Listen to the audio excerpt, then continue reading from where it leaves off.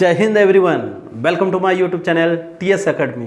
जैसे कि आप पीछे देख रहे हैं एक चित्र है और ये बहुत ही इंटरेस्टिंग देखने वाले हैं हम कि इसमें क्या समझाने वाला हूँ, आप देखेंगे। खाली देखिए, जब भी हम कोई वस्तु ऊपर फेंकते हैं तो हमेशा नीचे आता है। जैसे मैं उदाहरण के तौर पर देखता हूँ कि देखिए, मान लीजिए कोई कार को मैं ऊपर से फेंक रहा हूँ।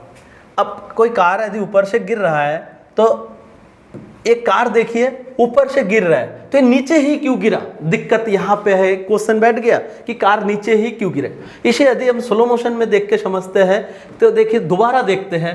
ये कार देखिए आराम से देखो ऊपर गया, लेकिन ऊपर क्यों नहीं चला गया, ये नीचे ही क्यों आ रहा है। ये कार ऊपर ना जाकर नीचे क्यों आ रहा है। ठीक उसी प्रकार से हम समझ सकते हैं। देखिए, मान लीजिए कोई हुमन है, हुमन गिर रहा है तो देखिए ये हुमन देखो ऊपर जाना चाहिए था, लेकिन ये बेचारा देखिए सुपरमैन तो है बट आना पड़ रहा है लास्ट में नीचे। तो आखिर ये नीचे ही क्यों गिर रहा है, आखिर ये ऊपर क्यों नहीं गिरा। ये ऊपर जाना चाहिए था लेकिन देखिए नीचे गिर रहा है, ये ऊपर जाना चाहिए था लेकिन नीचे गिरेगा। तो यही है मेरा रीज़न आज के वीडियो का कि आखिर कौन सा ऐसा कारण है कि कोई भी वस्तु को जब हम ऊपर फेंकते हैं तो नीचे गिरता है। तो उसी प्रकार आप मून अर्थ के चारों ओर, मतलब ये जो सन है, सन के चारों ओर देखिए पृथ्वी अर्थ घूमता रहता है। ये सन के चारों ओर पृथ्वी ये रिवॉल्व होता रहता है। ठीक उसी प्रकार से पृथ्वी के चारों ओर मून भी रिवॉल्व होता रहता है। ये हमें सबको पता है। लेकिन एक चीज़ देखिए, इस पर एक पाथ भी बनता है और ये दोनों पाथ बनते हैं। जैसे जब पृथ्वी सूर्य के चारों ओर घूमता है तो एक पाथ बनाता है। ठीक उसी प्रकार से जब चंद्रमा पृथ्वी के चारों ओर घूमता है, उसमें भी एक चंद्रमा पृथ्वी के ओर चारों ओर घूमता है तो उसमें भी एक पाथ बनता है। अब ये पाथ आखिर जब बनता है तो इसमें क्या होता है, एक वेलोसिटी चेंज होती रहती है। तो इसमें मैं पृथ्वी और उसको लेके समझा देता हूँ कि वेलोसिटी कैसे चेंज होती है। देखिए, जब हम अर्थ और सन को लेकर समझते हैं तो इसमें क्या होता है, ये एक वेलोसिटी देखिए चेंज होता रहता है। इसमें एक वेलोसिटी चेंज होता रहता है। तो ये वेलोसिटी हर एक जगह क्या होता रहता है, चेंज है। ये देखिए वेलोसिटी चेंज हो रहा है, यहाँ वेलोसिटी चेंज हो रहा है, यहाँ वेलोसिटी चेंज हो रहा है। आखिर ये वेलोसिटी चेंज हो क्यों रहा है। और जब भी वेलोसिटी में चेंज होता है तो न्यूटन के लॉ के अनुसार वहाँ पे एक काम करता है फोर्स। आखिर वो फोर्स है क्या, तो इसी तरह को और फिर जाके ये पृथ्वी ये सूर्य की ओर क्यों नहीं आ रहा है, आखिर क्या रीज़न है। उसी तरह ये जो मून है, ये मून सूर्य की ओर क्यों नहीं आ रहा है, ये मून सूर्य की ओर क्यों नहीं आ रहा है। आखिर ये रीज़न क्या है कि मून सूर्य की ओर नहीं आ रहा है और ये मून पृथ्वी की ओर नहीं आ रहा है और ये पृथ्वी सूर्य की ओर नहीं आ रहा है। तो यहाँ पे कौन सा फोर्स है जो वेलोसिटी चेंज के लिए काम कर रहा है। तो इसी को समझाने के लिए सबसे पहले तर्क सहित यहाँ पे नियम दिया था न्यूटन ने। और एक फेमस हिस्ट्री है कि आइजैक न्यूटन एक बार एक एप्पल के पेड़ के नीचे सोए हुए थे, विश्राम कर रहे थे, आराम कर रहे थे और एक कहानी बहुत ही फेमस है। तब क्या हुआ, अचानक इसके साथ एक घटना घटी और एप्पल इसके सर में जाके गिरी।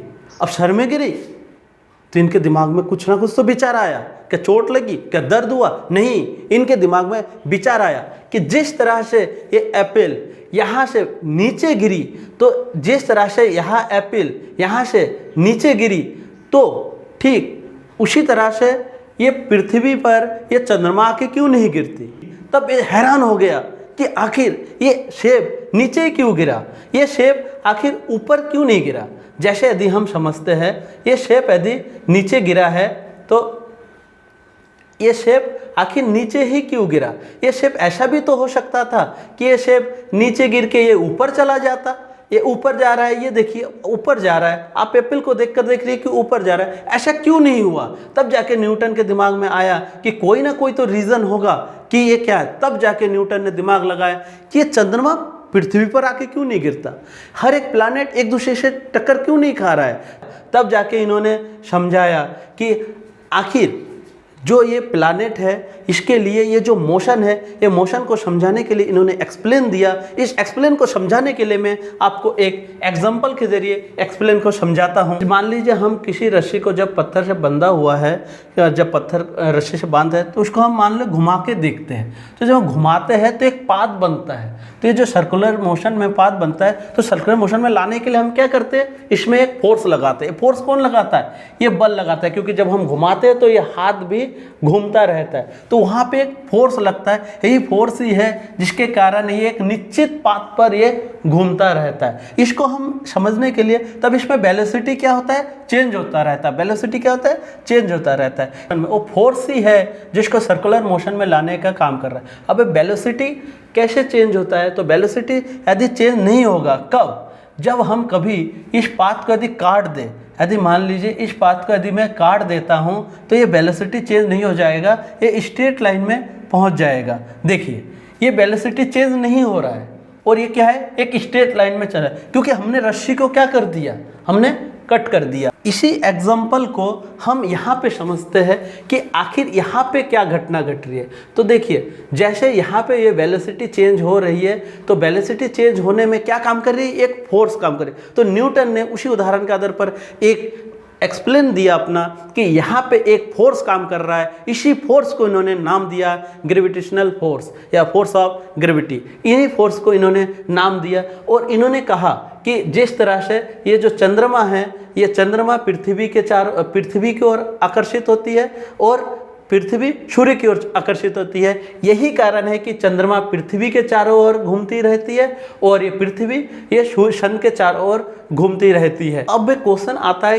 कि जो अर्थ सन की ओर क्यों नहीं गिरता। ये सन की ओर, ये देखिए सन इसको अपनी ओर अट्रैक्ट तो करता है, उसी तरह मून, इसी तरह अर्थ मून को अपनी ओर अट्रैक्ट तो करता है, लेकिन ये एक दूसरे की ओर इसलिए नहीं गिरता क्योंकि ऑलरेडी इस पर एक मोशन काम करता है। यही कारण है कि पृथ्वी पर ऑलरेडी एक मोशन काम करता है जिसके कारण ये अपनी ओर नहीं खिंचता। लेकिन अकॉर्डिंग टू आइजैक न्यूटन कि ये दोनों मास एक दूसरे पर एक अट्रैक्शन फोर्स लगाता है।